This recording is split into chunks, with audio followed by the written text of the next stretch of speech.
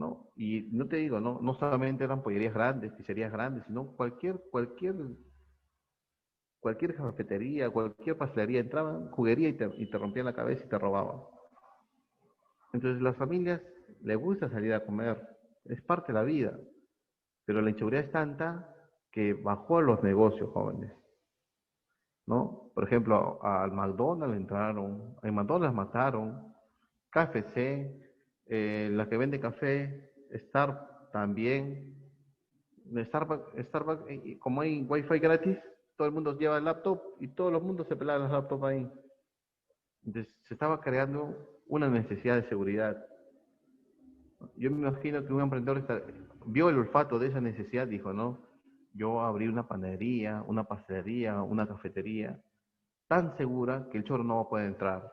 ¿Cómo harías, cómo evitarías que el choro no entre? A ver, ¿qué tipo de cafetería abrirías para que el choro no entre?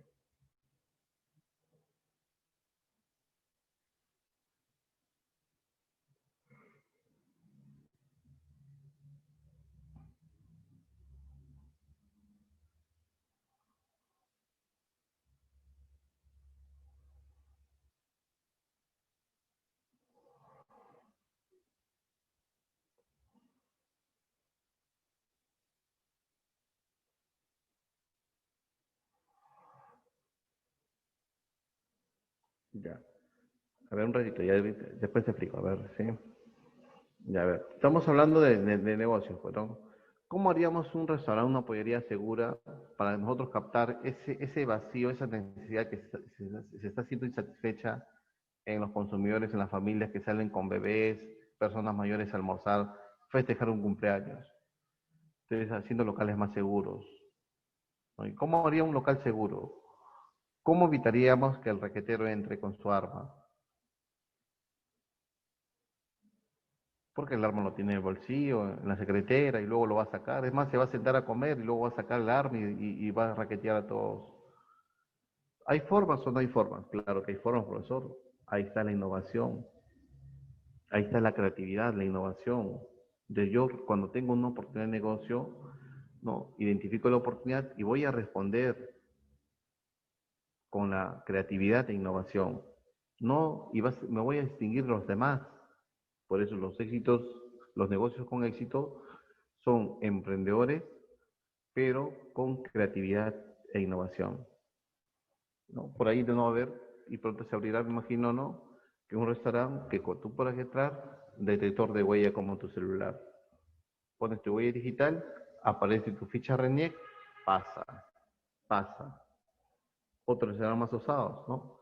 Huella digital, un requisitoriado. O sea, el policía, ven, llévatelo, ¿no? Desde esa manera, tú estás identificando a cada posible delincuente que entre a tu establecimiento.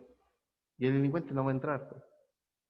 Al menos que entre forzadamente a la puerta. Para eso tiene que ser una puerta segura, ¿no?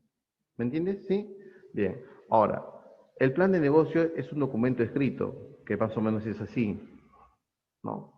Identificas la oportunidad, haces un entorno del mercado y la competencia, estudias al potencial consumidor, sus ingresos, su ritmo de compra, sus costumbres, ¿no? Su capacidad de pago y esas cosas, y haces un análisis de la industria, ¿no? Cuántos venden pollos, si es pollería, cuántas empresas hay de pollerías, cuántas empresas de calzados, si te vas al rubro de calzados, ¿no? Identificas el potencial de mercado, cuántos pares de calzados se vende al año en el Perú, cuánto es importado, cuánto es hecho en producto nacional, cada peruano en promedio al año cuánto compran en calzados, porque vas a estimar tu demanda también, y luego identificas el plan estratégico, ¿no? Elaboras el plan estratégico, ¿no? La visión, la misión, objetivos y estrategia. Visión y misión, cosas que vienen en misión. La misión, ¿por qué estás haciendo par de zapatos? Visión, ¿qué quieres lograr con tu zapatería, con tu fábrica de zapatos? Por ejemplo, misión de Google, procesar información para el consumidor. Visión, ser el mayor motor de búsqueda en el Internet. O sea, la visión es de largo plazo, es el objetivo último, hasta dónde quieres llevar tu empresa. Una vez que ya tienes el plan estratégico, utiliza el marketing, ¿no? El plan de marketing, ¿no? Precio, producto, plazo y promoción, las operaciones, recursos humanos, recursos financieros y la habilidad económica, técnica, social y ambiental. Esto pues ya es una mina, ¿no? Ambiental. Bien, clave entonces. Determinar la efectividad con técnica, sí. Económica, sí. Profe, estas dos puede ser clave. Pues. ¿Están dentro del plan de negocios? Claro que está el plan de negocios. Una buena carta de presentación en los bancos, puede ser. Si quiero financiamiento, ahí está mi plan de negocios. A veces el banco pide plan de negocios. Minimizar riesgos y obtener información para toma de decisiones. A ver, ¿qué harían ustedes? ¿Qué marcarían?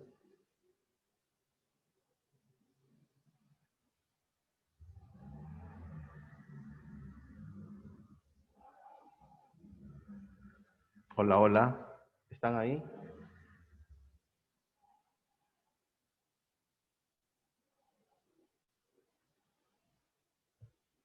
Si marcamos dedo, ¿por qué no marcamos avión? Enano, si están ahí, mira, viabilidad, factibilidad económica y técnica. Están, ¿sí? Entonces, ¿qué marcamos? ¿Para qué hacemos un plan de negocio? Para tener una programación desde la idea del negocio, desde la identificación de oportunidad de mercado hasta el financiamiento y si es vialmente económico, técnico, financiera. Si realmente el negocio va a ser rentable. Para eso es un plan de negocio. Porque de repente hay oportunidad de negocio, hay oportunidad de implementar una pollería con alta seguridad. El detector de huella, el detector de ojos, ¿no? Es carísimo, por lo cual rentablemente no va a ser viable.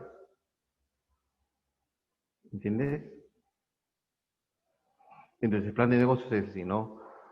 El proyecto, el plan de negocio dice que el negocio va a ser rentable, que invertimos $1 millón y vamos a recuperar en 10 años el millón más 10 millones de ganancia. Entonces, el plan de negocios nos sirve para qué?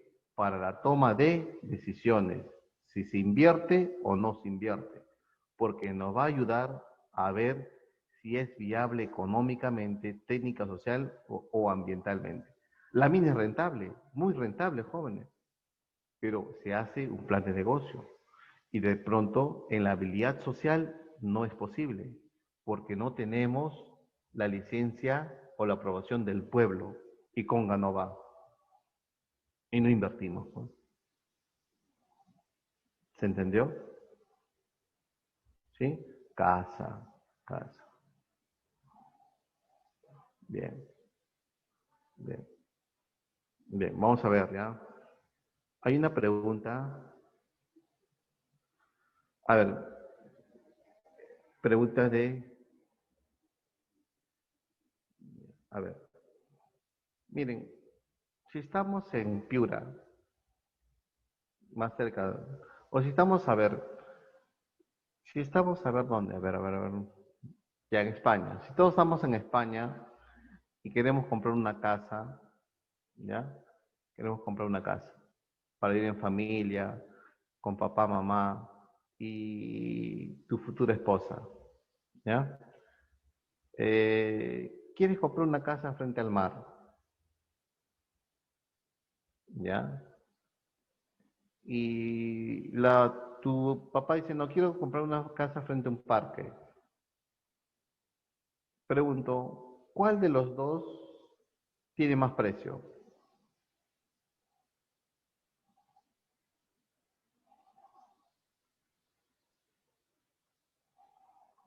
Eso pasa en el Perú, frente al mar. ¿Por qué? ¿Por qué las casas frente al mar tienen más precio que las casas normalmente que están frente al parque, frente a mi vecino, a mi vecina, frente al pampón? ¿Por qué? Si te van a vender terreno nada más, tú vas a construir. El terreno es lo mismo que el terreno que está frente al pampón, donde fuman, por su ubicación. ¿Y por qué su ubicación, profesor? ¿Qué tiene el mar con frente a un parque? ¿No sería más por su escasez? ¿Porque hay pocos terrenos frente al mar? ¿No sería esa la respuesta? Claro, lógicamente la ubicación, pues, ¿no? ¿Te das cuenta o no te das cuenta? Si es escaso, su precio sube. Al final, quien va a tomar las decisiones de qué comprar o no comprar, se hace en función a qué? A un sistema de precios. ¿Qué producir? ¿Cuánto producir? En función al sistema de precios. Eso es bajo una economía de mercado, donde hay propiedad privada, donde hay iniciativa para hacer empresas. Son los precios que determinan en los mercados qué producir, cómo producir y para quién producir. Si nosotros, por ejemplo, si nosotros queremos invertir en un negocio, como por ejemplo haciendo discotecas hoy, va a ser imposible. Pero si queremos invertir en un negocio haciendo alcohol o mascarillas, sí, porque observamos que en el sistema de precios, ¿no? Va a ser rentable hacer productos que protejan la salud. Entonces, en una economía de mercado se dejan llevar por eso, por un sistema de precios, porque en el fondo los precios dan información. Si es escaso o es abundante. Porque es el precio alto frente al mar, los terrenos, por su escasez. Y porque es más caro en los terrenos desérticos, por su abundancia.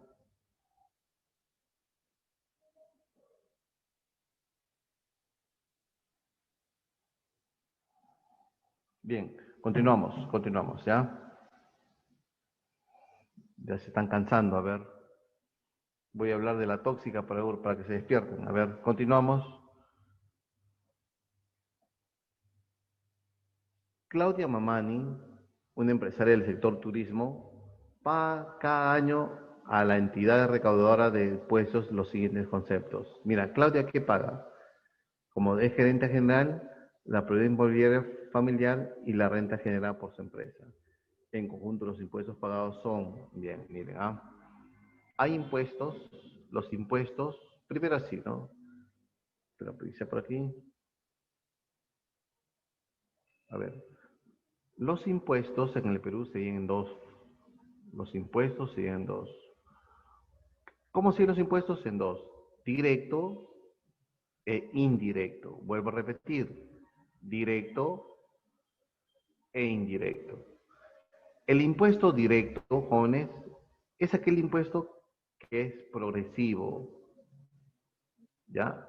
Progresivo. Grave esa palabra, progresivo. El directo afecta a dos cosas, a tu propiedad, o sea, puede ser tu auto nuevo, tu casa hermosa con 3 piscinas, ¿ya? Y a tu ingreso, ingreso. Ingreso como tu salario por ser persona o ganancias por tener empresa,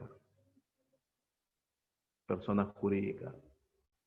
En cambio, el impuesto indirecto, ya está metido en el precio, o sea, está incluido en el precio. O sea, profesor, yo cada vez que compro un caramelo, ¿qué estoy pagando? Un impuesto indirecto, como por ejemplo el IGB. Y si compro un cigarrillo, pagas IGB más impuesto selectivo al consumo. Impuestos selectivo al consumo. Gaseosas, alcohol, tabaco, bebidas azucaradas, golosinas, paga IGB y selectivo al consumo.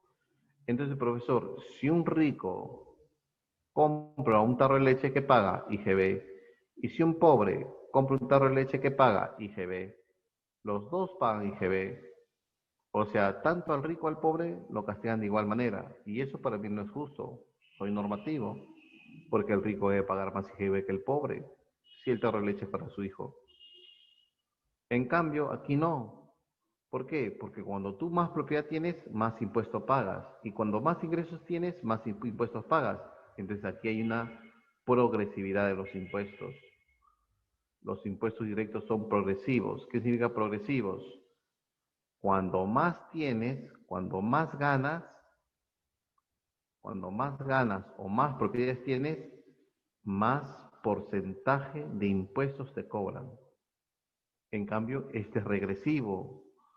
¿Por qué regresivo, profesor? Porque si yo compro un tarro de leche 5 soles, a ver, olvidamos, compro una fórmula, leche en polvo para mi hijo recién nacido, que está 100 soles,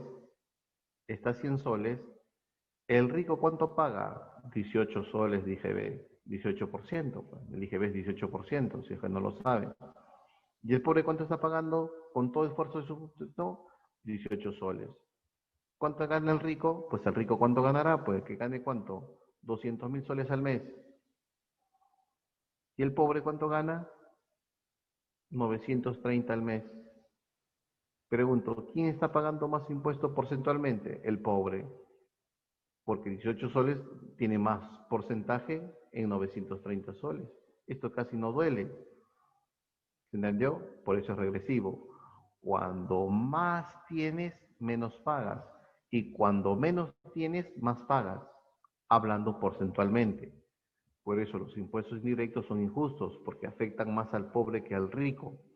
Por eso su carácter de regresividad o regresivos. ¿Ha entendido o no han entendido?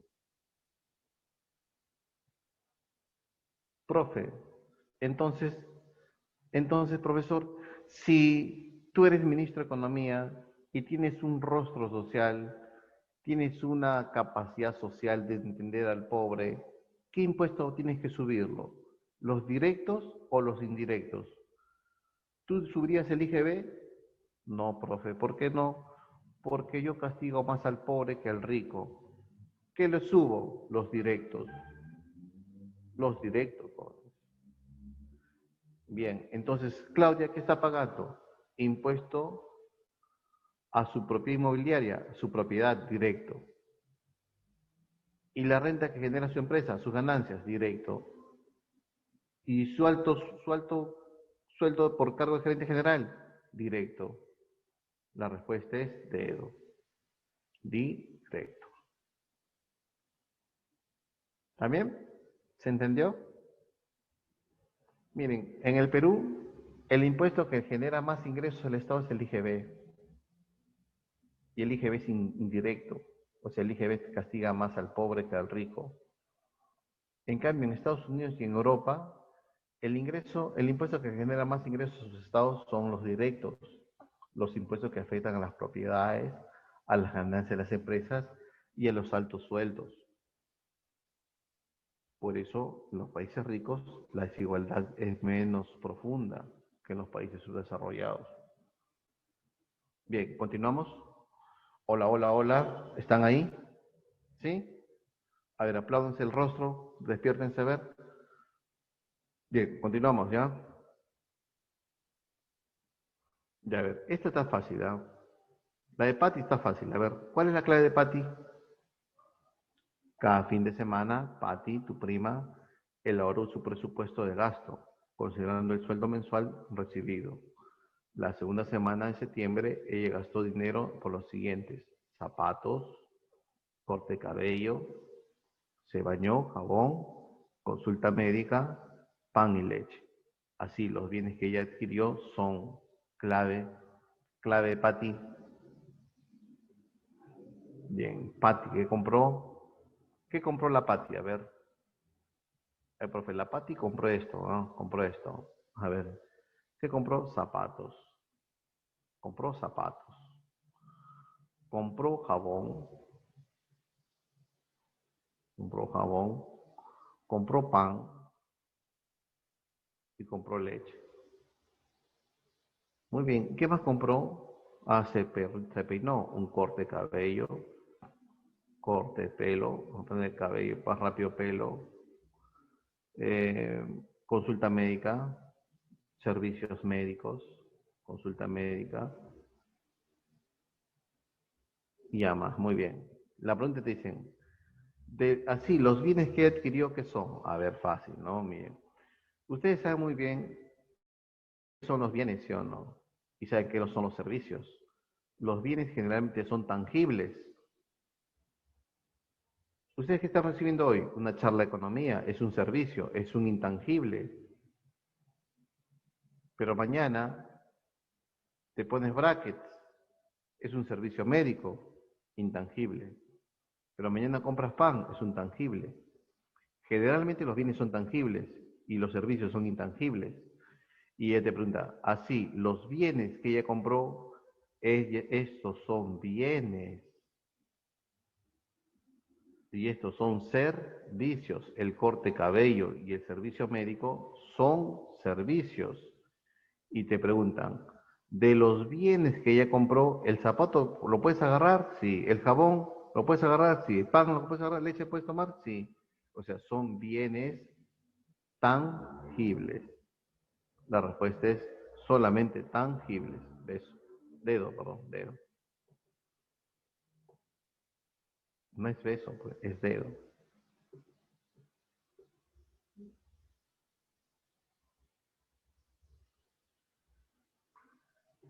Porque te han preguntado de los bienes que compró y todos los bienes son tangibles que ha comprado él. Pero la pregunta es, si fuera la pregunta, ¿no? Patty, de todo lo que compró, puntos suspensivos, de yo marco, ¿no? Mayormente tangibles. Pero te estás encerrando la pregunta. De los bienes que compró, solamente tangibles.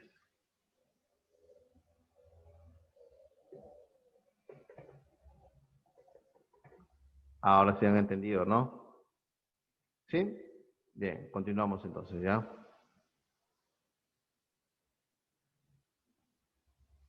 Bien, a ver, marquemos la respuesta aquí. ¿Cuál sería la respuesta? Patricia Pérez elabora el sector público desde el 2013 y dedica su sueldo mensual recibido a cubrir su canasta de consumo. En enero de 2017, ella consigue un puesto de trabajo en el sector privado y aumenta en 60% su ingreso mensual respecto a su anterior remuneración. Esto implica, esto implica que como ella aumenta sus ingresos, entonces disminuirá. Bien. A ver, clave primero, a ver, clave. Como ella gana más, ¿qué va a disminuir en ella? Eso te preguntan. A ver. Bien. ¿Ahí qué se va a cumplir? ¿Qué se tiene que cumplir ahí? La ley de... Habla. ¿Cómo se llama esa ley? Que cuando el ingreso aumenta, la proporción en gastos de alimentos disminuye. ¿Cómo se llama la ley?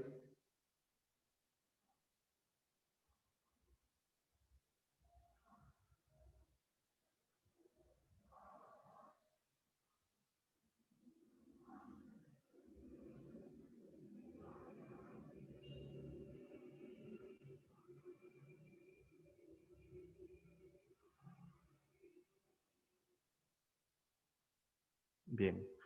Clave, sencillo, ¿no? Acá tengo la clave, ¿no? Bien. A ver, pues mira mejor, ¿ya? Miren, si yo gano 1000 y tengo 3 bocas que alimentar y madre mía, más mi boca son 4, el gasto en alimentos para 4 personas al mes sería, por ejemplo, 700 soles. Y comiendo mal. ¿Y eso cuánto representa? Si yo gano 1000, el 70%. El porcentaje en gastos de alimentos representa el 70%. Si gano 5000, entonces yo me reivindico con mi familia, ¿no? Hijo, ya tienes 15 años, Miguel es 1,10 nada más, ahora vas a tomar calcio, ya hijo, muy bien, vamos a gastar, por ejemplo, 3000 soles en alimentos, exagerando, ¿no? ¿Cuánto es 3000? El 60%, ¿no? ¿Está bien? 60%. El 60% para comer. Si gano 10,000, mi hijo ya creció, 1,95 está midiendo, mucho calcio le he dado. Muy bien, solamente voy a invertir o gastar 4,000 soles en alimentos, ya, comiendo súper bien. ¿Cuánto representa? El 40% de mis ingresos.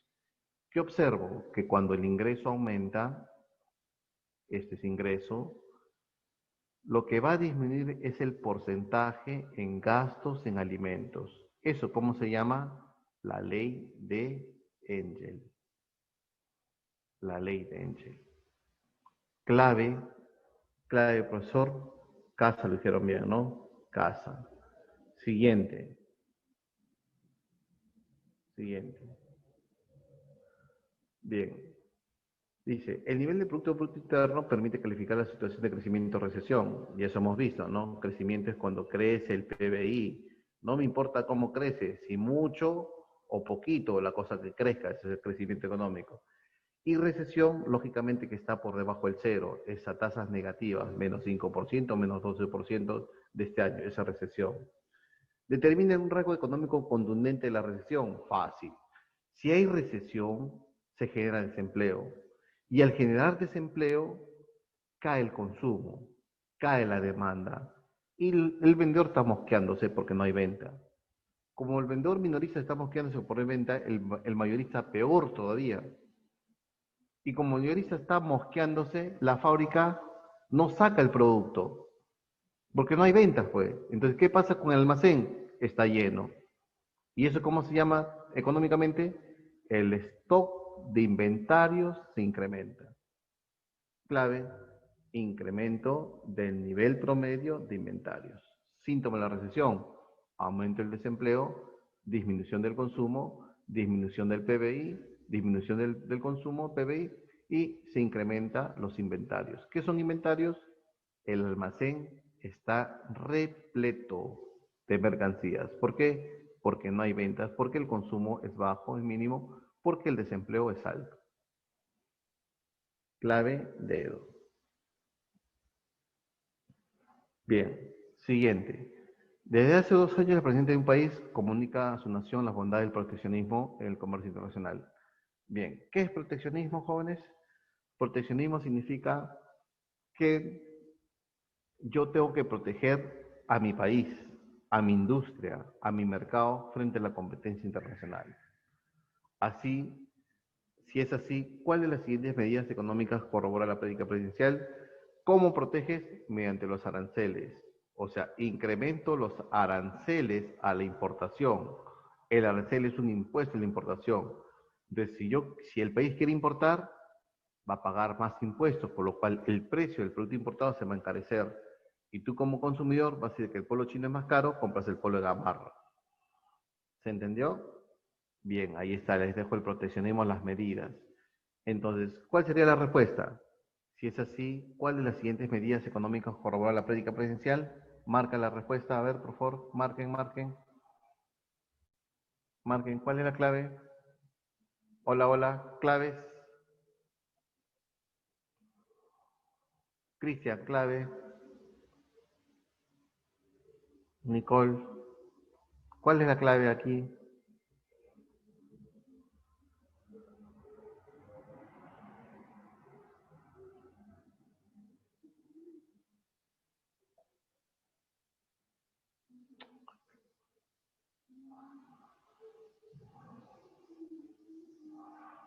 Enano, mantener altos derechos soneros y productos. Ajá, muy bien, enano, ¿no? Bien, bien, bien, bien. Siguiente. El Perú, en los años 2008-2009, 5 cadenas farmacéuticas intercambiaron información para elevar el nivel de precios de algunas medicinas. Según inversión de copia. Fácil es esta la respuesta, ¿no? Cuando las empresas se coluden, la empresa A, B, C, D, E, se coluden o se ponen de acuerdo para incrementar de manera artificial los precios o reducir la producción y escasear el producto para que el precio suba, a eso se llama cártel. ¿Qué es el cártel? Una asociación temporal ilícita que consiste en incrementar los precios en el mercado para así tener ganancias altas. Eso es castigado por Indecopi porque es algo ilícito. Indecopi sanciona con multas. Pero por ahí hubo un proyecto de ley para encarcelar a los empresarios que hacen cártel. Pero tú sabes que los lobbies lo hacen más, es más fuerte que las leyes, ¿no? Por ahí se rompió la mano, me imagino. La clave sería avión, cártel. Ahí está el concepto. Bien, siguiente. Bien, siguiente. A ver. Hay una huelga el 2017, eso es verdad, con PPK, perdón, PPK, que estoy hablando, con un mal huelga fuerte, ¿no? Los estudiantes de una institución educativa pública de la región de Puno debaten en clase sobre los derechos laborales del profesor. Al respecto, el estudiante Pedro Catari afirma correctamente que es un organismo rector del asunto del planeta. O sea, ¿cómo se llama la institución internacional que promueve un ambiente laboral sano, salarios justos? La OIT, la Organización Internacional del Trabajo. ¿Qué otro organismo conoces? Ahí te lo voy a dejar, miren. El Banco Mundial, la ONU, el BIR, el BID, FMI, la OMC. ¿Ya? Clave, dedo, dedo. Siguiente, siguiente pregunta.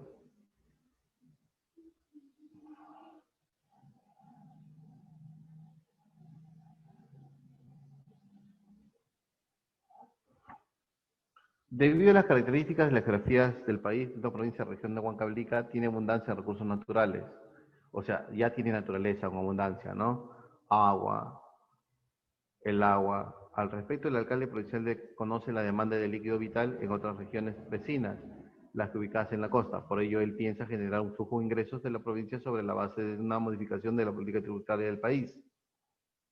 O sea, como él en Huancavelica está la mayor reserva de agua dulce, entonces él dice, no, mi agua se va a las regiones, entonces yo quiero comprarle algo, pues, como un impuesto, por ejemplo, al agua, ¿no? Entonces la pregunta es, ¿quién es el rector de la política tributaria?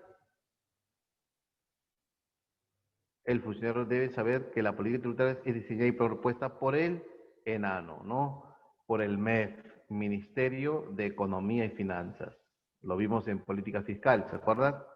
Bien, ahí está un pequeño resumen. Continuamos. A ver, ¿qué responderían a esta pregunta? El Metropolitano es un sistema de autobuses de tránsito rápido que opera desde la ciudad de Lima. Ha generado en los últimos años. Te explico, ¿no? Como en Lima y en las provincias el tráfico es tremendo, más en Lima, pues somos 11 millones de limeños aquí, ¿no? Las calles son pequeñitas. Entonces, se demora 2, 3 horas pasar por, 2, 3 horas, incluso 4 o 5 horas si te quedas estancado en el tráfico. Entonces, la Municipalidad de Lima ha creado rutas exclusivas para el metropolitano. Nadie pasa por ahí, solamente el metropolitano. La ruta concesionada por la Municipalidad de Lima. A eso se llama metropolitano. Bien, nadie pasa por ahí, solamente las ambulancias, profe, nadie más. Entonces, ¿qué se está creando acá cuando el único que pasa por aquí y el único que da servicio en esta ruta? ¿Cómo se llama eso? Un monopolio. Entonces, el metropolitano que pasa por las líneas amarillas, las líneas rojas que hay en Lima, son monopolios, porque nadie le hace la competencia, porque es el único que pasa por esa ruta. Entonces, ¿cuál sería la clave? El metropolitano ejerce el monopolio sobre el corredor a lo largo de 6 distritos entre Chorrillos y Copas. Clave beso. La cantidad de bienes y servicios que una persona que trabaja y gana un salario puede adquirir con el ingreso nominal expresa, a ver, si yo gano 1000, ¿qué compro? Una canasta, profe, de bienes y servicios. Esa canasta de bienes y servicios, ¿qué expresa a mí? Mi salario real, la capacidad de compra de mi salario nominal. Bien, clave, beso, la capacidad adquisitiva. ¿Ya? Hola, hola, ¿están ahí? No se duerman, a ver. Continuamos. Un montón de preguntas, ¿no? Falta ya poco, ya, jóvenes, ¿ya? Entonces, cada pregunta he tratado de ponerle un cuadro, una imagen para que ustedes puedan repasar, porque eso yo lo voy a mandar de nuevo, ¿está bien? Bien, siguiente. Esta es ya pregunta así fácil, ¿no? Esta pregunta ya no dice, ¿no? El método inductivo fue propuesto por quién? Por Francis Bacon. Ahí está, clave beso. Un consumidor cuando decide la cantidad de bienes a comprar en base a precio y calidad, muy bien, eso significa racionalidad. Y eso se supone que somos nosotros, seres racionales. Si te dicen no, no. Si te dicen sí, sí. Si te suben el precio, bajas la cantidad. Si te baja el precio, subes la cantidad. Si es un precio bajo, de buena calidad, lo compras. Esa es racionalidad. Comparo precios, ingresos, calidad, diseño, moda. Racionalidad. Entonces la clave sería casa. Ahí le dejo la compra racional. Bien. En la economía, puntos suspensivos, designan el costo de la inversión de los recursos disponibles en una oportunidad económica a costa de las inversiones alternativas disponibles. Sencillo, ¿no? Yo tengo 10.000 soles. Muy bien, con 10.000 soles puedo abrir una barbería. Barbería. O puedo depositar en un banco y ganar una tasa de interés anual de 5%. Con la barbería tendría una rentabilidad del 40% anual, o sea, ganaría 4.000 soles líquidos, ¿ya? Muy bien, tengo dos alternativas, A y B. Si me voy por la B, entonces tengo un costo de oportunidad, ¿sí o no? Dejar de percibir 40% de rentabilidad. ¿Por qué? ¿Por qué me fui por la B? Porque este es más seguro y a mí no me gusta arriesgar, este es muy riesgoso. Puede venir el Brian y robarme y romperme la cabeza. ¿Se entendió? A eso se llama costo de oportunidad. ¿Qué es el costo de oportunidad? El costo de tomar una decisión y dejar otra. Y dejar otra. ¿Sí? Ah, bueno, ustedes me enseñaron el Brian, por si acaso. Yo no hablé del Brian, pero al Brian decían que el profe, ya, viene viene el asaltante, o sea, ¿ya? Bien. Beso, beso. Miren, esta persona tiene un ingreso limitado y tiene un tiempo limitado. Necesita atenderse un médico. Si va al doctor A, renuncia al doctor B y el costo de oportunidad sería lo que renuncia al doctor B. Este vendría a ser el costo de oportunidad.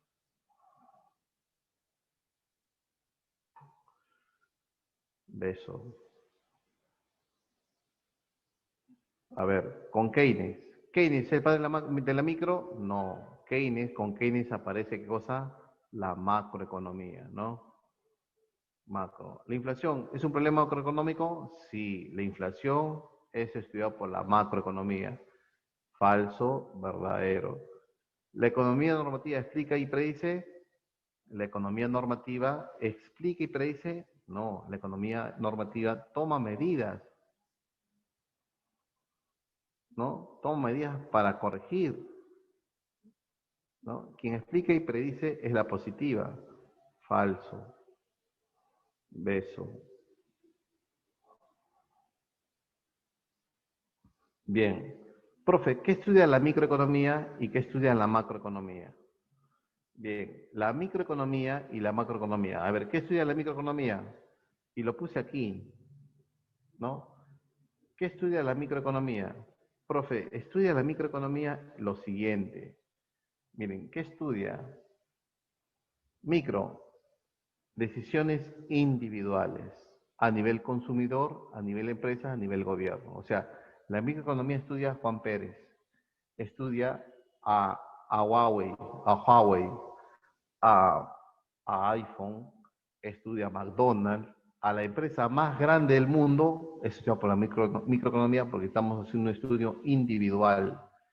En cambio, la macroeconomía tiene un estudio global, general, que estudia el PBI, el desempleo, la inflación, la balanza comercial, el crecimiento económico, el desarrollo económico. Eso es estudiado por la macroeconomía. También estudia la tasa de interés y el tipo de cambio, estudiado por la macroeconomía. Entonces, ¿cuál es la clave, profesor? De la siguiente pregunta, la empresa de comida McDonald's, con el paso de los años, se ha ido expandiendo hasta ser uno de los restaurantes con mayor presencia en el mundo, convirtiéndose en el símbolo del capitalismo y la globalización. En base a dicha información, es correcto indicar acerca de las relaciones económicas. Si estamos estudiando McDonald's, es la microeconomía. Marquemos la microeconomía. No hay. Hay macro, pero no es macro. Por más grande que sea, no es macro. La macro estudia el PBI, estudia la inflación, estudia el desempleo. Profe, eso no es macro, ¿no? Pero la respuesta es beso. ¿Por qué? Porque la microeconomía también es conocida como la teoría de los precios. Clave, beso, beso. Bien, continuamos. ¿Cuál es la obra de Adam Smith, el padre de la economía?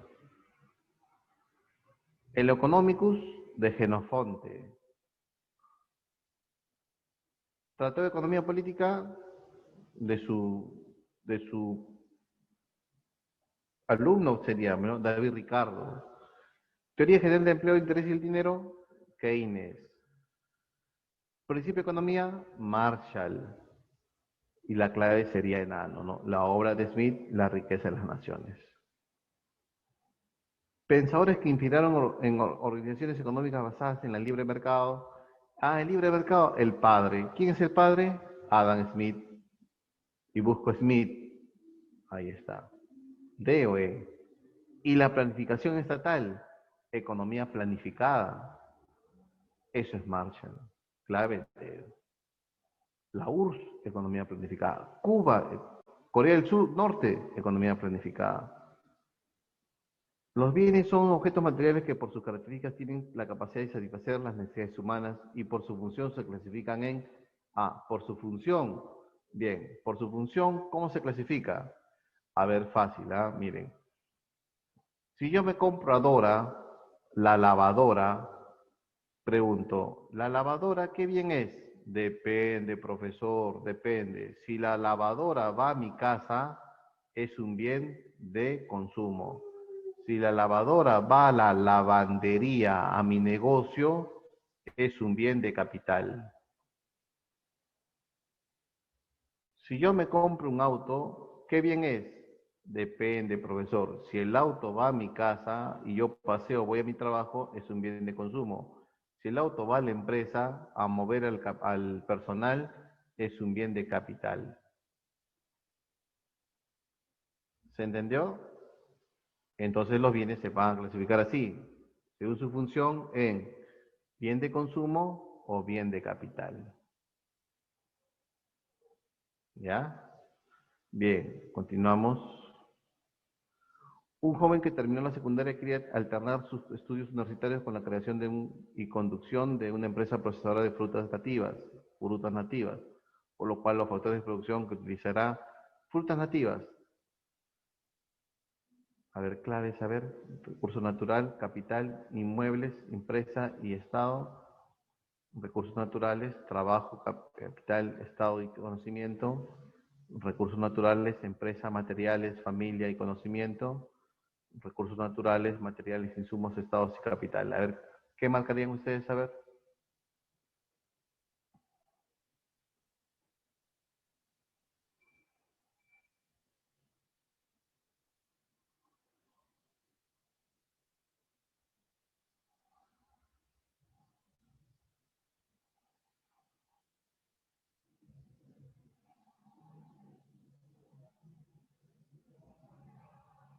Bien, familia es una, no, familia no, no, es más que trabajo, ¿no? Las familias no, no, las familias no da un factor de producción llamado trabajo. Ya, no podría ser, ¿no? Inmuebles, pero los inmuebles es capital, hay una redundancia acá.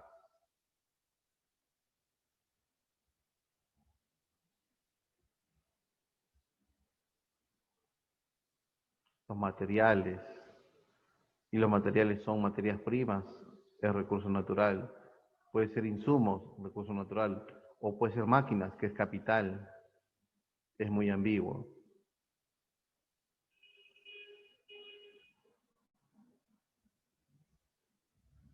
Pero aquí faltaría el trabajo, ¿no? Clave casa, muy bien, clave casa. Siguiente. El sector inmobiliario en la capital presenta para este año una recuperación, ya, muy bien, miren, el sector inmobiliario en el Perú consiste en esto, ¿no? Hay un programa Mi Vivienda, promovida por el gobierno, que consiste en que las familias ahorran un 20% del valor de la vivienda y el banco aprueba el crédito. El banco compra el departamento, tú vas a vivir al departamento, pero el título de propiedad sigue siendo el banco. Tú le pagas la deuda al banco y recién ya es tu vivienda. Conviene porque ya no vives en alquilado.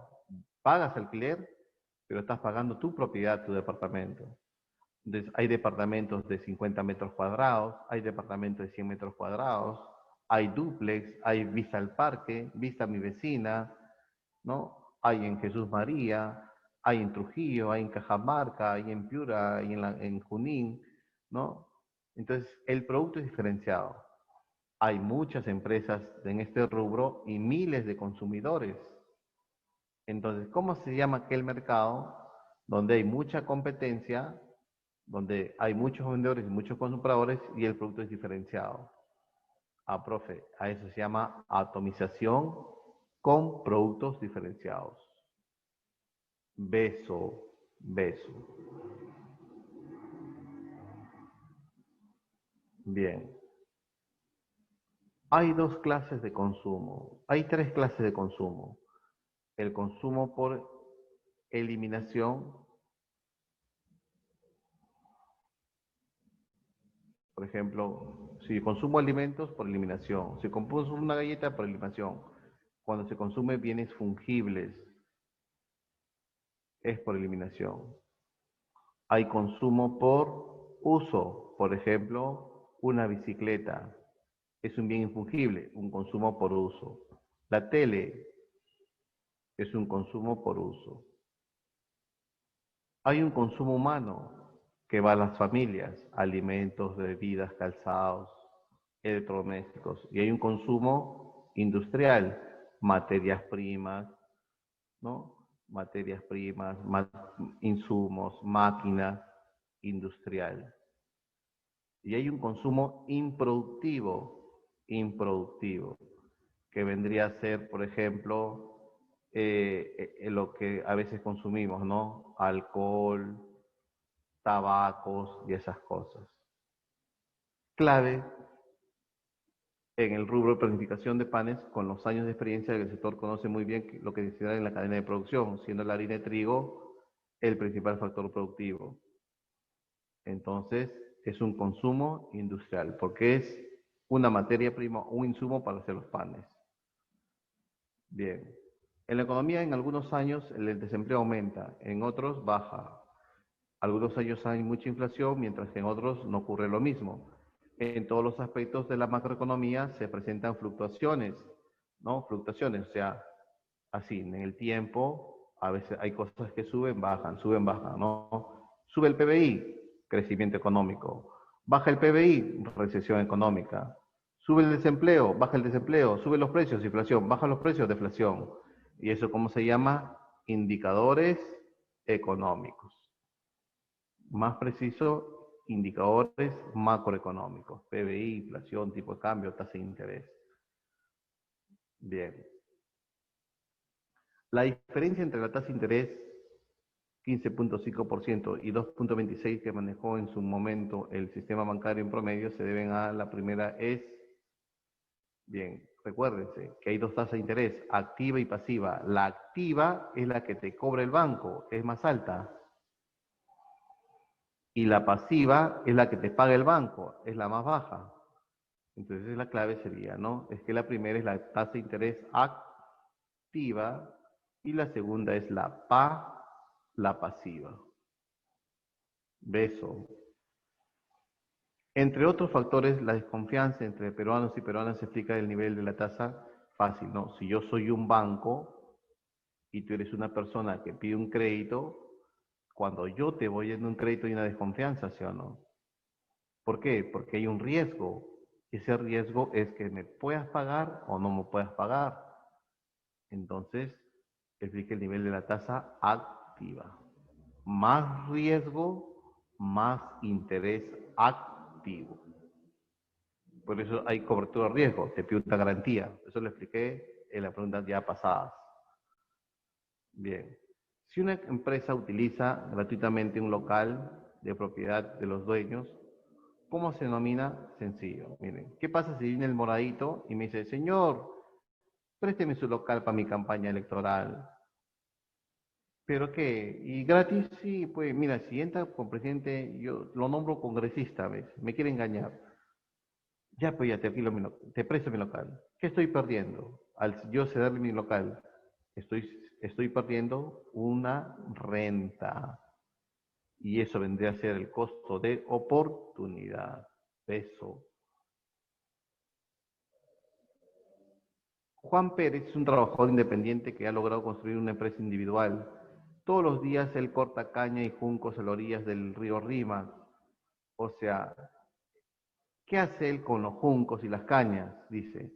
Y manualmente hace esteras que luego vende el comerciante, a un comerciante. O sea, él teje la estera con los juncos. O sea, él está en qué sector? Manufacturero, ¿sí o no? Y eso se llama sector secundario. Dedo, dedo. Siguiente. Mediante un modelo de flujo circular de las economías se pretende identificar al menos dos aspectos. El flujo circular lo vimos, ¿no? Ahí está. Les vuelvo a presentar, ¿se acuerdan? En el flujo circular, por lo menos que hay dos mercados de bienes y servicios, de factores productivos, empresas y familias. Este es el más simple del flujo circular. Entonces, ¿qué implica esto? Si se desea elaborar, por ejemplo, el flujo circular simple de la economía de Oxapampa, los elementos que debería presentar son los siguientes. Los agentes, ¿qué agentes? Agente, tu canción, a ver, ¿qué agentes? Y los mercados, dos agentes, agente económico llamado empresa y familia, y dos mercados de bienes y servicios y de factores productivos. Clave, los agentes, familias y empresas, esto puede cumplir, profe, y los mercados, bienes y servicios y factores productivos, ahí está. Casa. Bien, continuamos. Continuamos.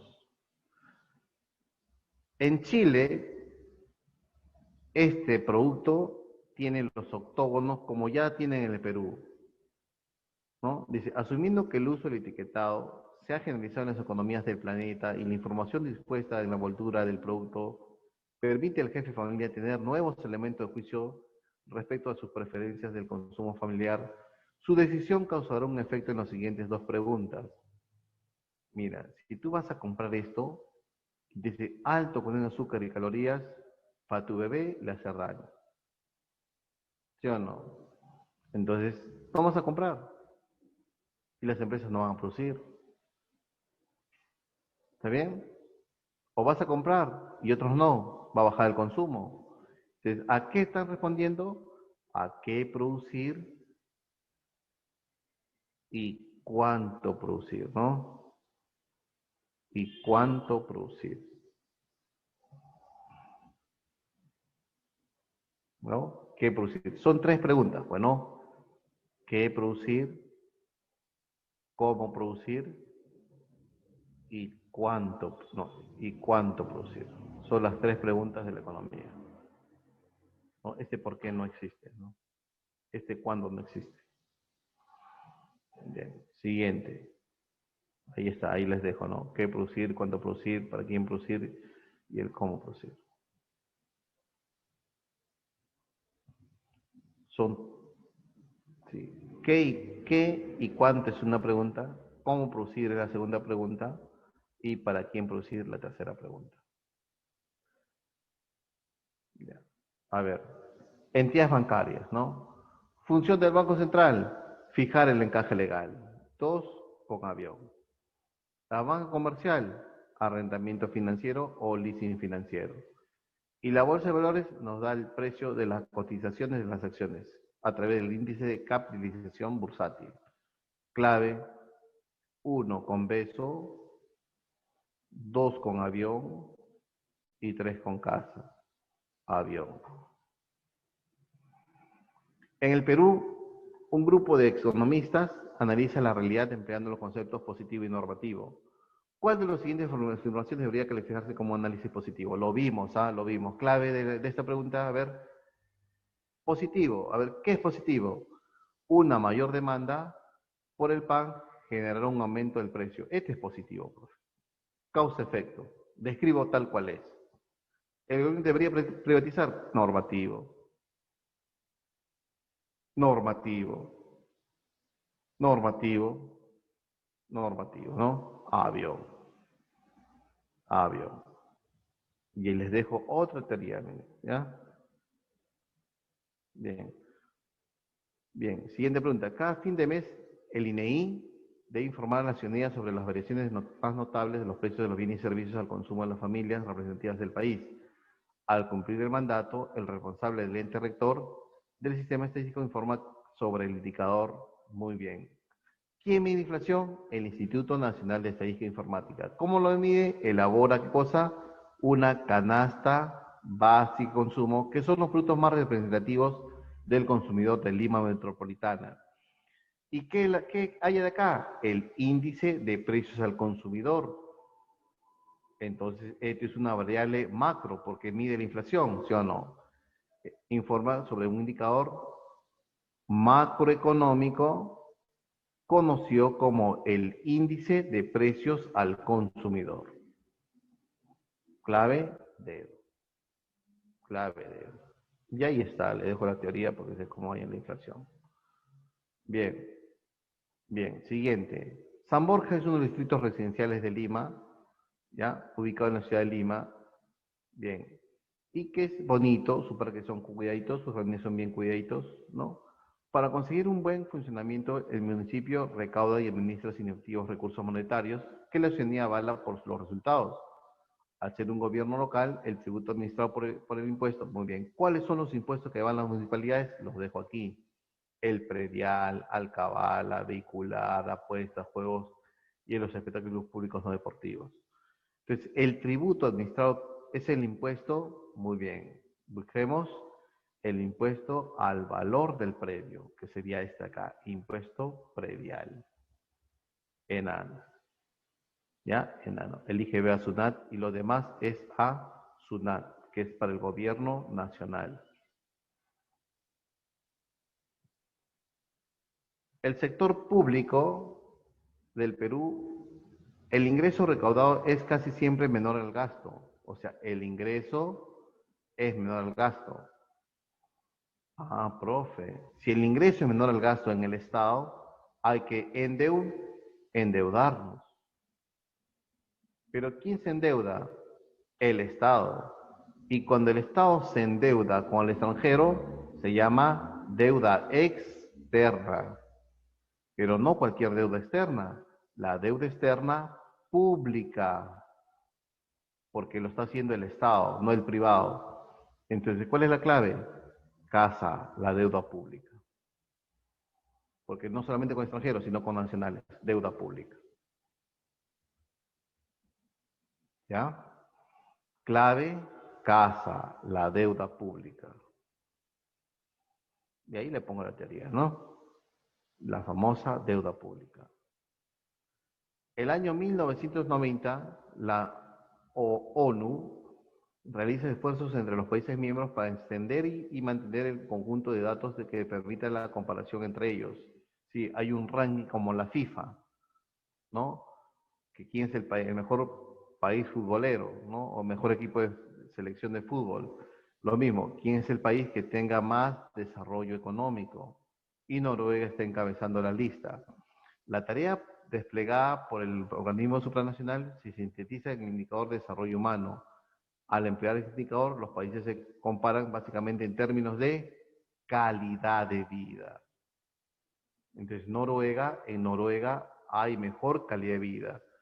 ¿A través de qué? Del índice de desarrollo humano, que es un indicador de desarrollo humano. Es el famoso IDH que los presento acá. ¿Ya? El IDH. Tres conceptos, tres variables. Esperanza de vida al nacer, logros educativos y nivel de vida digno o nivel de ingresos. Durante 1985-1990, la economía peruana reveló lo siguiente. Ahí está tu presidente Alan. Disminución de la producción, o sea, una recesión, espiral inflacionaria, una hiperinflación, aumento del desempleo y por lo tanto incremento de la pobreza, entre otros hechos negativos. Incluso todo fue negativo con Alan 1. Para solucionar el diagnóstico, la ciencia económica precisa sobre, primero tengo que observar la realidad, inferir hipótesis, formular, ¿qué más? Formular hipótesis, ¿no? Quizás una ley, un modelo, y de la teoría a la realidad, aplicación, ¿no? Ese es el método de la economía. Bien, continuamos. El sistema de contabilidad nacional, hola, hola, no se duerman. En el sistema de contabilidad nacional, a ver, en el sistema de contabilidad nacional, si al Producto Nacional Neto, allá, el PNN, el Producto Nacional Neto, se obtiene restando a qué? Lo vimos, ¿no? Lo vimos anteriormente, ¿no? Si al Producto Nacional Bruto le restamos la depreciación y a todo bruto que lo deprecia lo conviertes en neto, ¿sí o no? Entonces la clave, ¿cuál sería? El Producto Nacional Neto se obtiene restando la depreciación del valor del Producto Nacional Bruto. La clave sería dedo. Ahí está la fórmula. La satisfacción de las necesidades del hombre ha hecho de él y lo que es y lo que él hace. Así, en el caso peruano, la gastronomía es una actividad económica empresarial, o sea, genera empleo y con ganancias, respaldada por los distintos gobiernos. Los colores típicos de San Juan de Urigancho o La Molina tienen una oportunidad para cubrir una necesidad, te está hablando del trabajo. Y el trabajo es una necesidad secundaria. Profe, miren aquí, yo no sé si el trabajo es una secundaria, pero ¿qué no puede ser? Miren, si yo marco biológica, eso es primaria. Si yo marco terciaria, es superflua. Y no puede ser las claves ninguna de estas. Entonces, caballero nomás, me quedo con secundaria. La clave secundaria. A la suma de todos los valores monetarios del consumo, más la inversión, más el gasto público, más exportaciones netas, que es exportaciones menos importaciones, eso que te da igual al Producto Bruto Interno. Entonces la clave, ¿qué cosa es? El PBI, clave en algo. ¿Ya? Clave en algo. Y ahí está la fórmula del PBI, ¿no? Bien, continuamos, atentos por favor, atentos. Hola, hola, Jonan. Clave a ver, esta clave, en el Perú del año 1991 el tipo de cambio es determinado por el mercado flotación limpia, pero en las compras y ventas, muy bien. La flotación limpia significa que el tipo de cambio se rige por el libre juego de la oferta y la demanda de dólares, sin intervención del Banco Central. Pero cuando el Banco Central interviene comprando y vendiendo como lo ha hecho en esta semana como loco, el tipo de cambio subía, el Banco Central vendía, a eso se llama tipo de cambio de flotación sucia o administrado. Si es que te viene en tu examen de emisión, ¿qué tipo de cambio tenemos? Vas a marcar dedo. Tipo de cambio de flotación sucia o administrado. Sí, ya vamos a acabar ya. Un montón de preguntas, ¿no? Las ventajas competitivas de Michael Porter. ¿Cuándo tenemos ventajas competitivas? Cuando mejoramos el producto en calidad, diseño, precio, diferenciación. Entonces, dice, ¿pueden ser naturales? Claro que sí, la agroindustria, la minería, o ventajas adquiridas. O sea, podemos aprender las ventajas. ¿Y dónde lo tenemos? En industrial manufacturero. Siguiente. Ya vamos a acabar, miren. Jóvenes, ¿cuáles son los organismos reguladores de la economía? Son 4, los presento aquí. Uno, OCIPTEL, regula todo lo que es telecomunicaciones; OCINERMIN, energía y minería; OCITRAN, aeropuertos, puertos, todo lo que es infraestructura; y SUNAS, todo lo que es servicio y saneamiento. Por ejemplo, SEDACAG, si es que existe esa empresa, es regulada por SUNAS. Pregunto, ustedes que son de Cajamarca muchos, ¿cómo se llama la empresa que te vende la electricidad?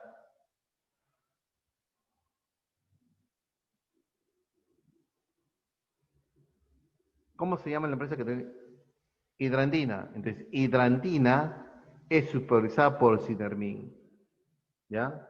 Muy bien, si Osinermin saca en su portal el precio del GNB de los grifos, ¿a quién está ayudando? Al consumidor. Ahí está, al consumidor. Bien, jóvenes. Miren, es la última pregunta, ¿ya?